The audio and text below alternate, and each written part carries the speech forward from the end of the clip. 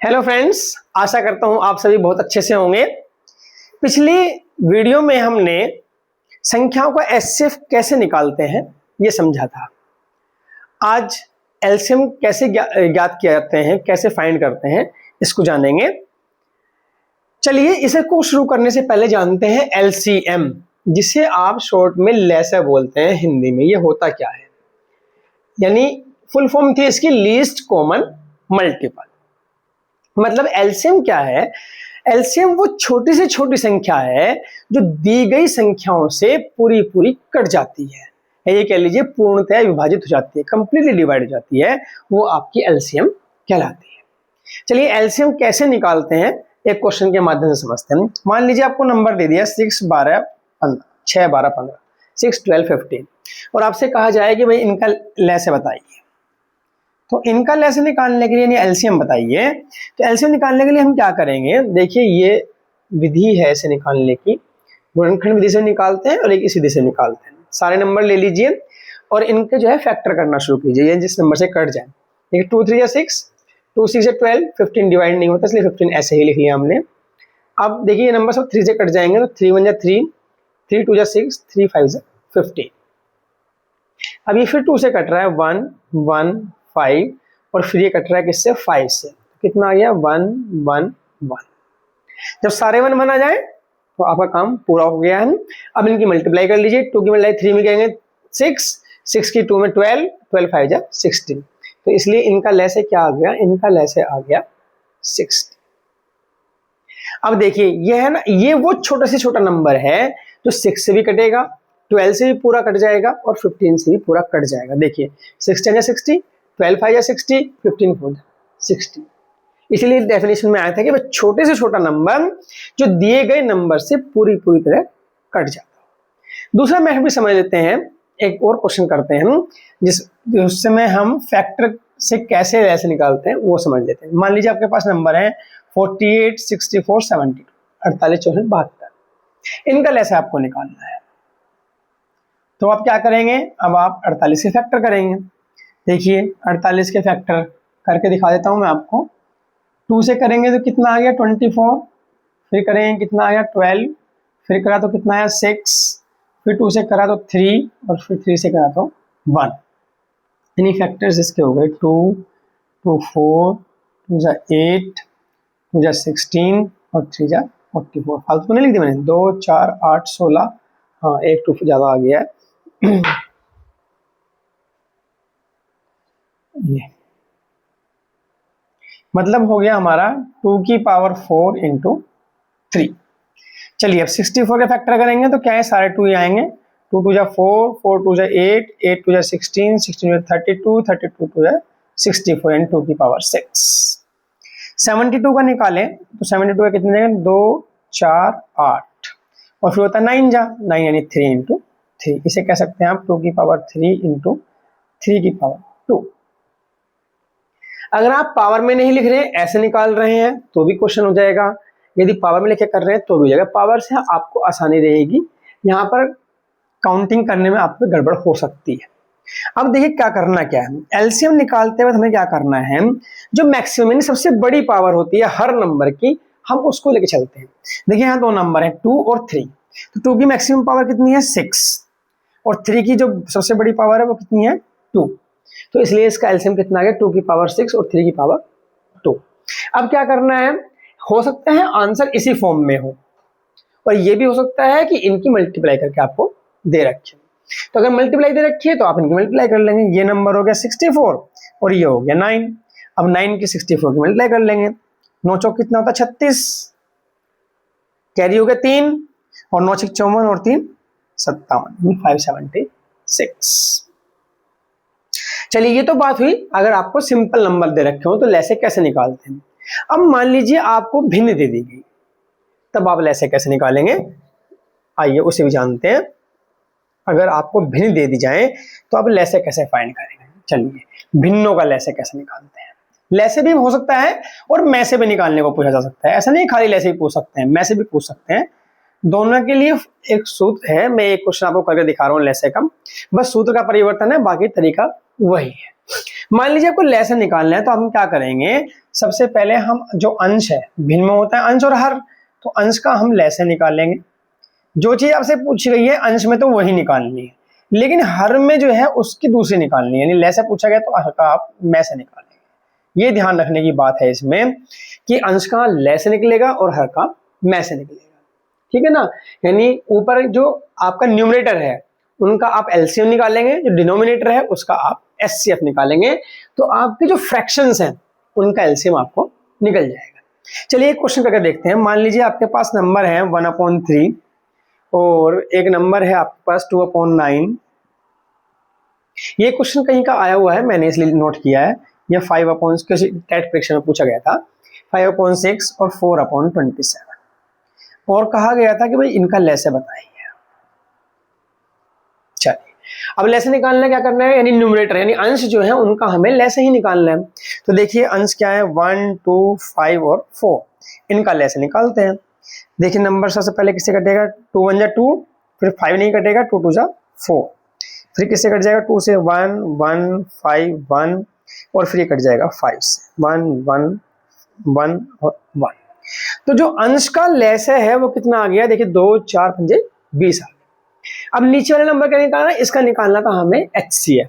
तो एचसीएफ कैसे निकालते हैं, फैक्टर तरीके से, 3 × 1, 9 के फैक्टर करेंगे 3 × 3, 6 के करेंगे तो 3 × 2, और 27 के करेंगे तो 3 × 3 × 3।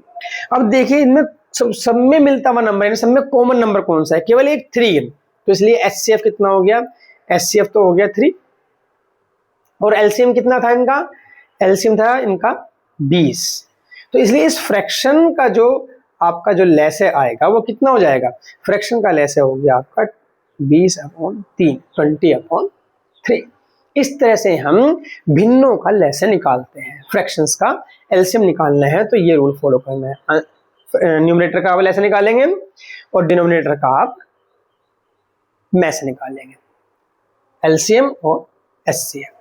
अब यदि आपको निकालना पड़ जाए में से, भिन्नों का ही, तो में से निकालने के लिए आपको क्या करना है, इस सूत्र में थोड़ा सा बदल जाएगा, और बदल के भी क्या चेंज होगा, बस ये चेंज हो जाएगा कि जब आपको ये करना है में से निकालने के लिए, तो यहां पर ऊपर आप लैसे की जगह में से निकालेंगे और नीचे इसका उल्टा कर देंगे, यानी यहां पर लैसे निकालेंगे। यानी ये ध्यान रखना है, आपसे जो चीज पूछी गई है, अगर आपसे यहाँ एचसीएफ पूछा गया है तो न्यूमरेटर का एचसीएफ निकालना है, अगर आपसे यहाँ से एलसीएम पूछा गया है तो न्यूमरेटर का एलसीएम निकालना है। जो पूछा गया है न्यूमरेटर का तो वही निकालना है, डिनोमिनेटर का उसका दूसरा निकालना है। लैसे पूछा गया तो में से निकालेंगे, एचसीएफ निकालेंगे, और एचसीएफ पूछा गया तो लैसे नहीं एलसीएम निकालेंगे। तो इस तरह से भिन्नों का हम यानी फ्रैक्शंस का हम एलसीएम और एचसीएफ निकालते हैं। अब एक तरह क्वेश्चन हो सकता है, मान लीजिए आपको दे दीजिए डेसिमल में नंबर, मान लीजिए आपको नंबर दे दिया 1.08, दे दिया 0.9, और एक नंबर आपको दे दिया 0.36। अब आपसे कहा जी इसका एलसीएम बताओ। अब आप कहोगे फ्रैक्शन का बता दिया, सिंपल नंबर का बता दिया, इनका तो एलसीएम बताया ही नहीं, ना इनका एचसीएफ निकालना बताया। तो अगर आपको पॉइंट में नंबर दिए हम, तो पॉइंट में आप एचसीएफ और एलसीएम नहीं निकाल सकते, तो क्या करेंगे, आप इनके पॉइंट हटा लेंगे, और पॉइंट हटाने के बाद ये सब फ्रैक्शन बन जाएंगे, यानी भिन्न बन जाएंगे, ये बन गई। अब आप जब ये भिन्न बन गई, भिन्न का एलसीएम भी निकालना आप जानते हैं, यानी फ्रैक्शंस का एलसीएम कैसे निकालते हैं ये भी आपको मालूम है, फ्रैक्शन का एचसीएफ कैसे निकालते हैं ये भी आपको मालूम है, तो आप उस तरीके से इनका एचसीएफ और एलसीएम निकाल सकते हैं।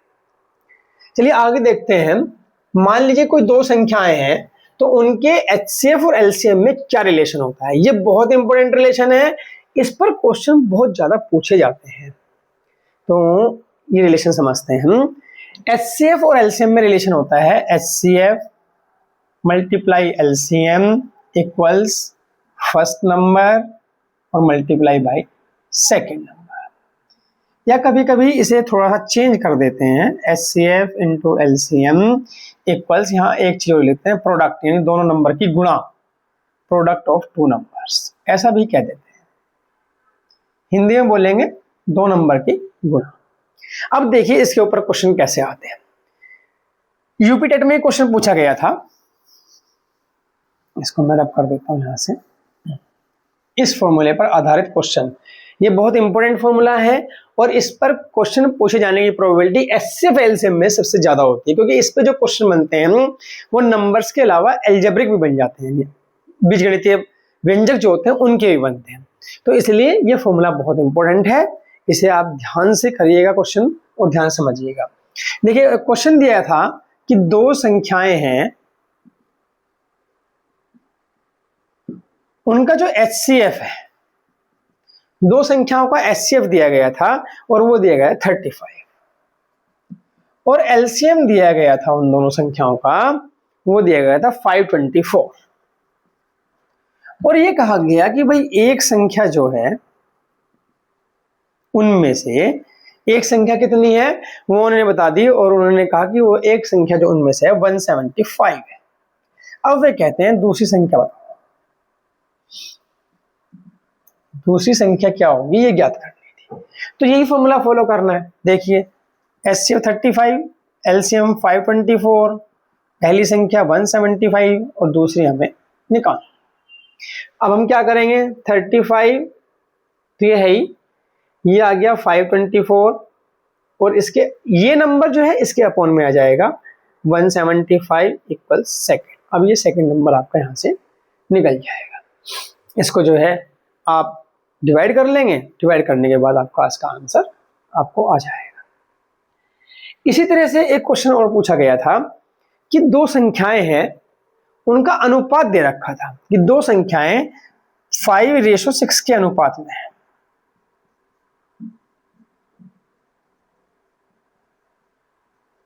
दो संख्याएं 5 और 6 के अनुपात में है और हमसे कह रखा था कि उनका जो मैसे है वो 12 है, मैसे उनका 12 है, तो एलसीएम बताओ कितना है। ये भी यूपी टेट में आया था। तो हमें क्या करना है, देखिए मैसे का मतलब होता है, मैसे क्या नंबर है, वो नंबर है जो कि सब में कॉमन होता है। जितनी भी संख्या का हम मैसे निकाल रहे हैं वो उन सब में कॉमन होता है, यानी मिलता हुआ होता है। इसका मतलब 12 इस संख्या में भी है और इस संख्या में भी है। तो संख्या क्या हो गई, 12 5 60 और 12 6 70, यानी संख्या जो है एक 60 है और एक 72 है। अब क्या करना है, इस 60 और 72 का एलसीएम निकाल लेना। ये क्वेश्चन था। वो इस तरह से इस फॉर्मूले पर बेस क्वेश्चन जो है वो काफी पूछे जाते हैं। ये फॉर्मूला बहुत इंपॉर्टेंट है, इस पे और भी क्वेश्चन बहुत पूछते हैं। एलसीएम से संबंधित क्वेश्चन जो है कुछ ना कुछ घुमा फिरा के पूछे जाते रहे हैं। आज की वीडियो में हमने एचसीएफ एलसीएम निकाल लिया, इन दोनों के बीच में रिलेशन निकालना सीख लिया। चलिए मिलते हैं नेक्स्ट वीडियो में, इसी टॉपिक को आगे बढ़ाएंगे। थोड़े से क्वेश्चन वर्ड प्रॉब्लम जो इसकी आती हैं वो करेंगे और कुछ और क्वेश्चन करेंगे जो हमारी विभिन्न टेट परीक्षा में पूछे गए हैं। चलिए धन्यवाद, हमारे चैनल को लाइक सब्सक्राइब करना ना भूलें।